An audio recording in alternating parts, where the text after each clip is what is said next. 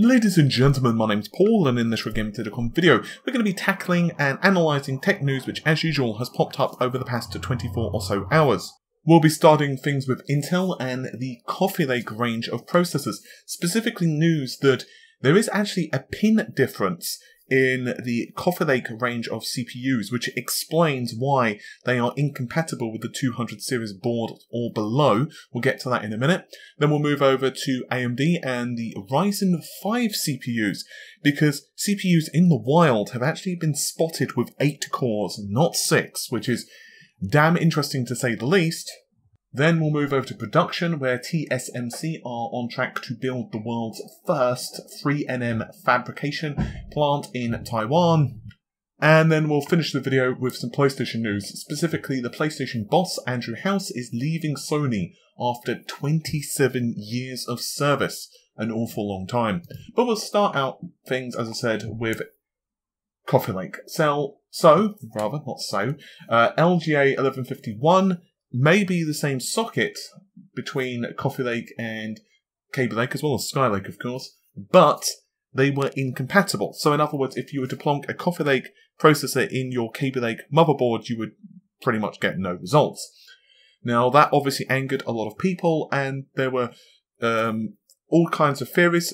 The biggest one, of course, is that Intel was simply pocketing the money, and they were doing the typical Intel thing. But there were some people, including me, that had some level of suspicion that there was a technical reason behind it. Essentially, despite the fact that, yes, the TDP between the processors is basically identical, it's like 4 watts difference, but in reality, we all know that TDP and power draw don't exactly go hand in hand, and so the fact that they do have a couple of additional processor cores probably means that it was slurping down a lot more energy. Particularly because we know that Intel want to be able to overclock the processor fairly well. We've all heard the reports of around 5 GHz plus, so obviously that requires fairly robust power distribution. However, obviously no one really knew what was going on. However, according to an employee of Intel, his name is David Shaw, that's S-H-O-R, without the E, don't you know. There are a couple of pin differences between them. VSS, 377 has gone to 379, that's plus 14. VCC, 128 to 146, plus 18 in RSVD, 46 to 45. What does that mean in English? Well, some of the reserved pins, also known as RSVD, are now occupied, I can't seem to speak today, are now occupied with VSS and VCC. So in other words, there's going to be better power distribution on, once again, Coffee Lake over Kaby Lake. Personally, I think Intel should have just said this to begin with. Of course, you would still get some who were annoyed about the whole fact, but it does appear to me, and obviously I don't know this, but it does appear to me that Coffee Lake was certainly moved up schedule compared to what it was originally touted to be. And if you think about it, this might be one of the reasons that we're seeing this rather segmented approach when it comes to the platforms. Specifically, of course, we're seeing, you know, the Z370 boards, and next year we're going to see the 390s. It does kind of feel like, to be honest, they just wanted something out to be able to compete with the Ryzen 7s, or actually maybe even Ryzen 5s, because we're going to segue into a different piece of news. This one's bizarre, and no one knows exactly what's going on with it. So, a number of users, not just one or two, a number of users have purchased Ryzen 5 processors. Now, to clarify, this means Ryzen 1600X as well as 1600, so just the vanilla 1600. And while I've said that the 1600/1600X has been the best buy in terms of the sweet spot between the Ryzen processors, this is even better, because the reports on a website by the name of cooln.kr, that's Korean of course, this is a forums, basically there are several owners, so there are multiple, it looks like more are coming out the woodwork. Now, the thing is, you have 3.6 GHz base clock, 4 GHz for turbo of the 1600X, but there is a small, subtle difference between this 1600X and a regular 1600X. Specifically, it has 8 processor cores. So in other words, it has exactly the same specifications, essentially, as an 1800X, which means you're basically getting an insane bargain. Now you might say, well, Paul, maybe these processors are damaged. Maybe there's something wrong with them. Perhaps, there was a slight hiccup during the manufacturing and AMD just thought, oops, forgot to disable those cores or something like that. No, these processors have been benchmarked and they perform identically, within, of course, the usual margin of error, depending on memory speeds and that type of crap, to an 1800X. So why this is happening, it's not known, because it's not like the processors were misbadged, right? It's not like it had 1800X or 1700X or what have you on the box, printed on the CPU, but then it got plonked into the wrong box. No, these are pretty much identified as 1600Xs. So there's a couple of theories I've got. One, they just simply forgot to disable the cores on a specific batch, which I don't know if I buy.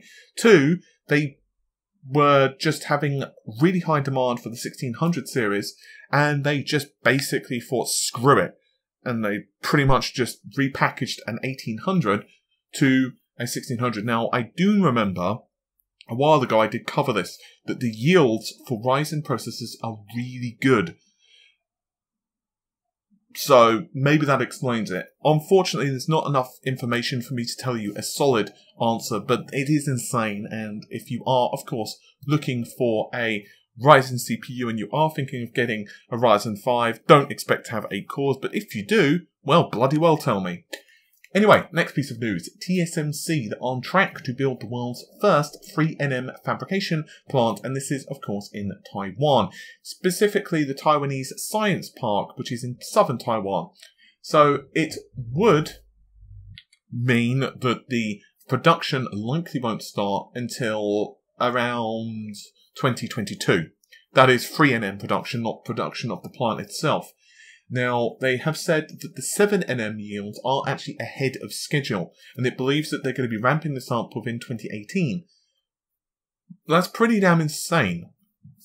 So, by 2022, in other words, if we're still having this conversation with one another in 5 years, if you're still watching or reading or whatever, in 5 years' time, there's a possibility, I might say, the first production of 3nm processors has started in 2022, which would be pretty damn insane. Last piece of news, and this one's kind of bittersweet, especially if you've been a PlayStation fan for some time.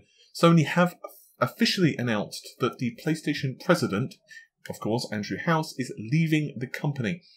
And instead, we're going to be seeing John Kodera, that is Kodera, taking over his position.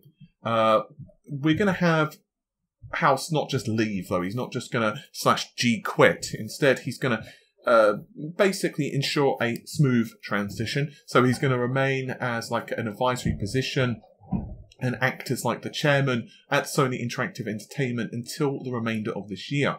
And then, as I said, he'll be stepping down his role as the corporate executive office. So why is he doing this? Is it for bad reasons? Is he like suddenly had like a family member taken ill, or is his own health deteriorating or something like that? No. Fortunately, he just says that while PlayStation has been a huge part of my life for more than 20 years, but with the business having achieved record-breaking success, now seemed the right time for me to pursue new challenges. I shall always treasure the friendships and people that I've made at SIE, with a wonderful place to work, and I'm grateful for PlayStation fans and gamers for their loyalty and support. John and his team at SIE are world-class, and I know the future of PlayStation is very bright. I'll link, of course, in the video description the official full statement. It's fairly lengthy, and quite honestly, it probably doesn't really bear repeating the entire thing in video form. Too long, didn't read. He's stepping down from the position because he just feels like he can't really do much. He's to be fair, he's at that point now. He's at such a high position in the company, he can't move up because obviously no other Sony execs who are a higher position than him want to step down. So he's basically stuck. He's hit the ceiling where he can't do much more. And PlayStation is not exactly struggling, putting it mildly. So I guess he feels like, you know, what's left to do? I've A, made a lot of money for myself. B, the company is successful. C, I'm not really presented with any new challenges, at least in the foreseeable future. Maybe the PlayStation 5 versus, you know, Nintendo's whatever new console, possibly versus the new Xbox console, whatever that's going to be called.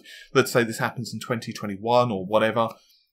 But even say 2 or 3 years' time, that's an awful long time to feel in your career that you're not going anywhere, that you've basically achieved what you have and you're kind of just going through the motions. And I don't mean that in a disrespectful way to him or Sony. It just means that they kind of feel that they should date other people at this point. It's a good thing. And I do wish him very, very much the best path to success possible. Well, let's face it, he's already pretty successful. So, with all of that said, hopefully you have enjoyed the video. I'll see you soon. Take care.